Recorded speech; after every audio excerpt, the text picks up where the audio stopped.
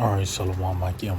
First and foremost, I'd like to give all praise, honor, and glory to Yahweh, Bahasham, Yahweh Shai, Bahasham, Racha, Kodash. I'd like to give double honors to the apostles and elders of Great Millstone. I'd like to say Shalom to the elect that's teaching this word in all true faith and sincerity. And today I just want to title this lesson, The Day of Doom Shall Be the End of This Time.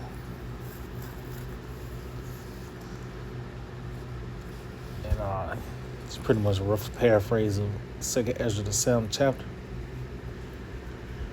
And as you can see, the time we in, we in that time with it, the Day of Doom,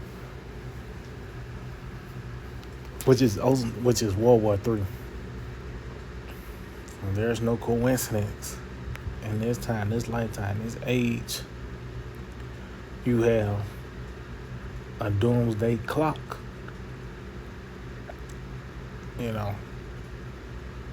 to where, these certain events that's happening in the earth is like it's counting down of the end of this world, of this system, really, because these devils like to say the end of the world, and they will pretty much to make the people think the whole world, the earth is going to be destroyed. No, it's just this nigga's going to be uprooted, as well as you have the terms such as doomsday planes, which we're going to get this article on briefly.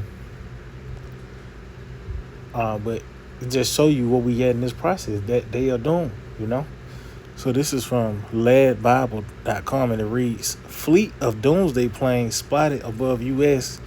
in terrifying sign for world. It said it came as the head of the CIA made an unannounced trip to Moscow. So, it really ain't no read into it, just going into how, this guy pretty much made a trip to Russia. But the point is that you have doomsday planes, you have a doomsday clock, you got missiles in the planet Earth. What other conclusion can you come to? Because those missiles will be used. It's not like they're going into a museum in the kingdom of heaven. No, those missiles are going to be used. Matter of fact, let's get that in the book of Joel 2.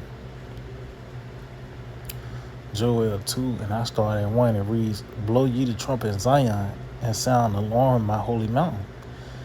Let all the inhabitants of the land tremble. For the day of the Lord cometh, for it is nigh at hand. So, Scripture pretty much saying, give forth that warning sound.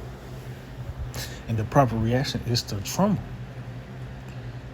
Because the Lord is about to display his wrath. And see, a day of darkness and of gloominess.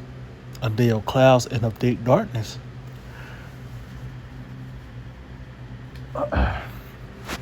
As the morning spread upon the mountains, of great people and the strong, there have not ever been the light, neither shall be any more after it, even to the years of many generations. So that great people is concerning the Lord's armory, those missiles. When you read in Isaiah 13, it talks about that great people. Matter of fact, like it says, like as of a great people. Let's see, Isaiah 13 and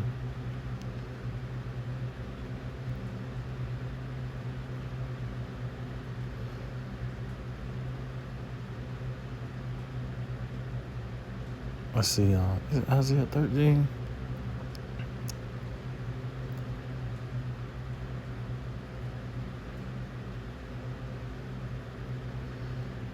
Let's see.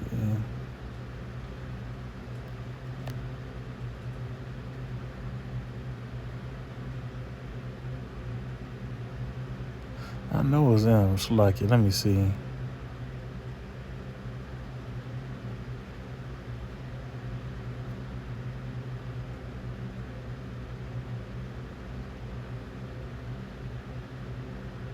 Yeah, I'm missing it. Okay, Salakia. This is Isaiah 13 and verse 4. It says, the noise of a multitude in the mountains, like as of a great people. And that's those missiles roaring, hastening to get to America. That's that noise you're going to hear, that flame, the noise of a flame, as the scriptures say. Also, it speaks on how we shall be delivered from the noise of archers. And you know, concerning archery, that's really a silent weapon that's preferred, for hunting. Bow and arrow, you really ain't gonna hit. You gonna feel it if you hit, you know. But the modern day arrows, which are those nuclear missiles, you're gonna hear them because of that thrust from the flame. What it said, like as of a great people. That's going back to those same in Joel the 2nd chapter. Those nuclear missiles. It says, a tumultuous noise of the kingdoms of nations gathered together. The Lord of hosts mustereth the hosts of the battle. And what's the end all be all for all the hosts of the world? All these armies of the earth. What's the end all be all? Them niggas bad into a corner. What they got? Them nukes, man. It says they come from a far country, from the end of heaven. So if they coming from a far country, it's a target, which is the west, the uttermost parts of the earth. And it said from the end of heaven, show you this is an aerial attack. It says even the Lord and his weapons of his indignation to destroy the whole land. And that's the prophecy. That's the intent and purpose of Yahweh B'Shem Yahushua. His perfect will is for America to be totally destroyed. But this is the time we ain't going back to the point of doomsday, concerning the day of doom. Oh, let's go back to Isaiah, Joel. Let's go back to Joel real quick, and then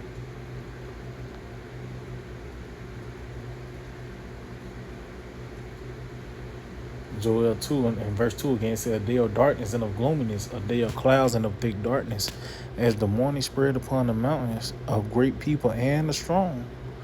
There have not ever been a light, neither shall be any more after it, even to the years of many generations. Yeah, because after the destruction, it's not going to be no more use for wars. Not going to be no more use for the sword. That's why Esau, he's going to be turned into a servant and eventually removed,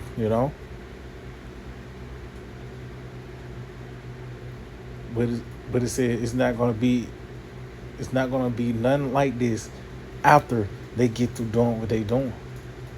It says a fire devour before them, and behind them a flame burneth. The land is as the garden of Eden before them, and behind them a desolate wilderness. Yeah, and nothing shall escape them. And that's why they have that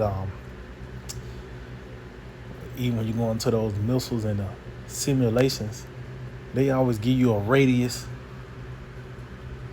From those who will instantly die, then you in this certain range, you're gonna suffer from radiation, and that's just one missile. Well, we just read in Isaiah 13 how the scripture said the Lord said he's going to destroy the whole land, man. So really, if you here still in America, you're going to be destroyed. That's why we hope the Lord keep us and deliver us. Because Yahweh Shai, he is coming to America to deliver his elect, as well as overthrow this place, man. That's the climax of the movie, The Return of Yahweh Shai. And it goes hand in hand with the day of doom, They say, and there's no coincidence, you got these doomsday plans, you got the doomsday clock. And them niggas really kind of holding the hand back, There's so much going on. Yeah, I think it's like 60 seconds to midnight. Which ultimately, Yahweh Shema Shai, Scripture says he's coming as a thief in the night. So really, now you're talking about 60 seconds to midnight. It's really this shit. It could be 5 seconds. You want to take one event to shake shit up and ruin these people's, routines and.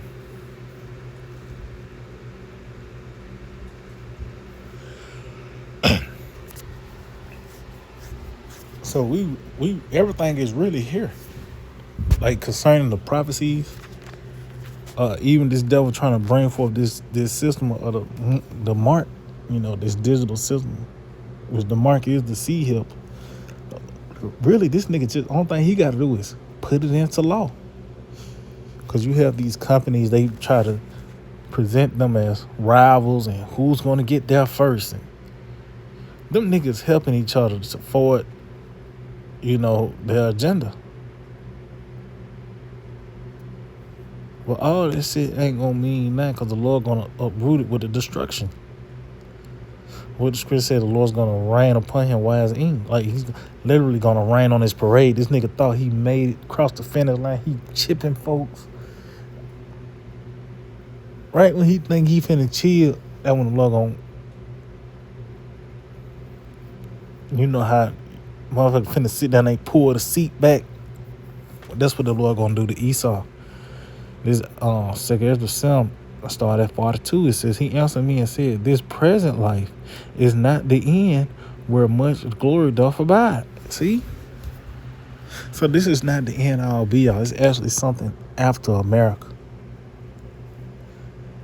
But it's a certain event that's going to bring forth that transition, which is World War III. So that's the end all be all to the so-called white man. That's his fate. That's what's going to cut him off. And really, the blessing of the sword was really a curse unto him. This nigga continually gathered together for war. And eventually, I think that's in Psalm 37, it says, the sword going to enter into your own heart. The very weapon the Lord put the spirit on you to create, them bombs. That's going to be your detriment. That's going to be to your death, man. What kicked off the Fabulous 50s? This nigga bombing them gooks.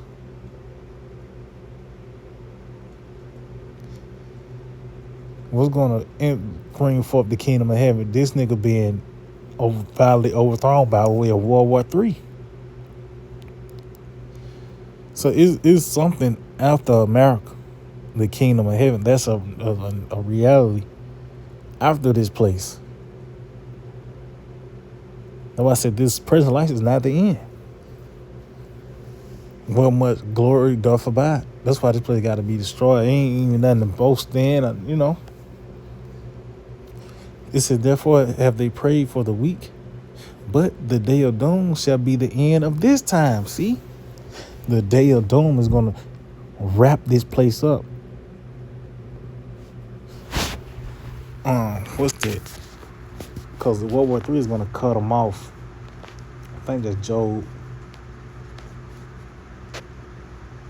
27. Let's see.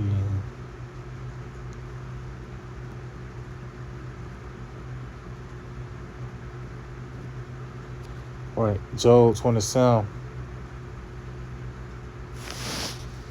And I started like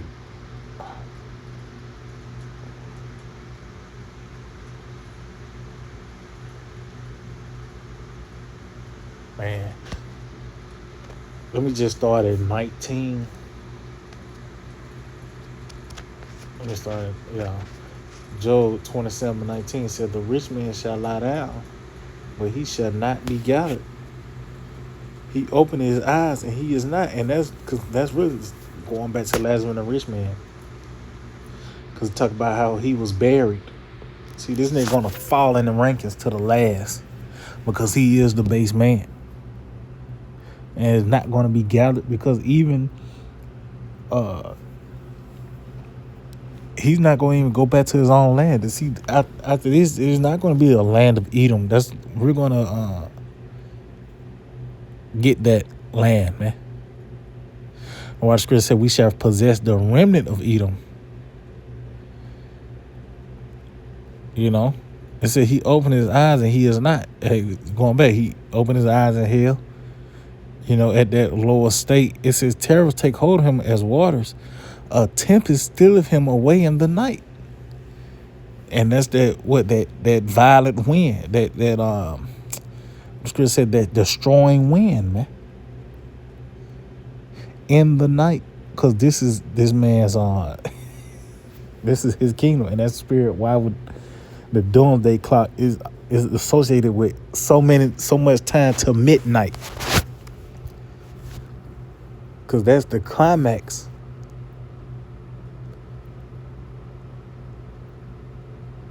Once, because we in the night now. This is the devil's time.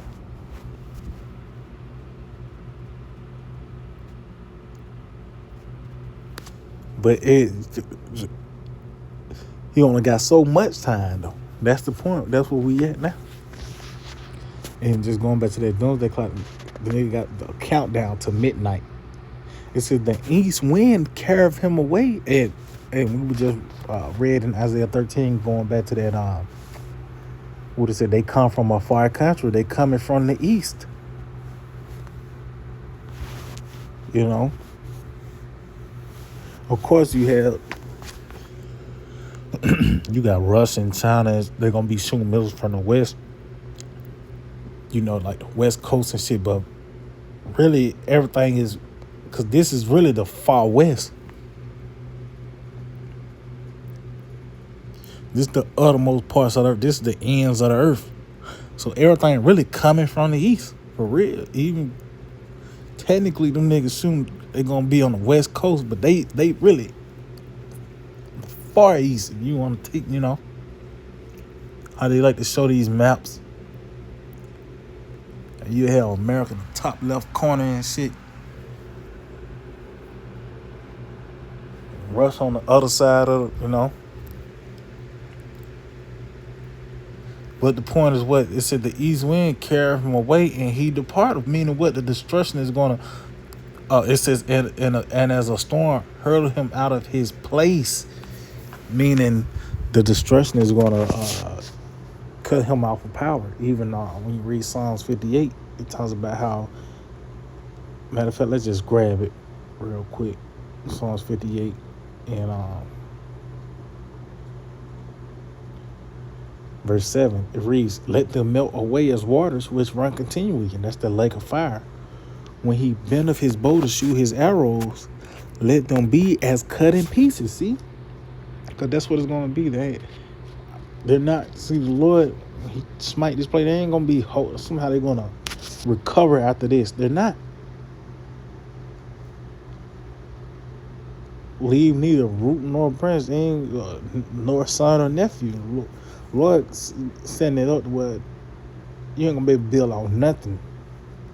That's why eventually this place is gonna show. Through this place is gonna be a desert, man. You ain't gonna be able to build off sand.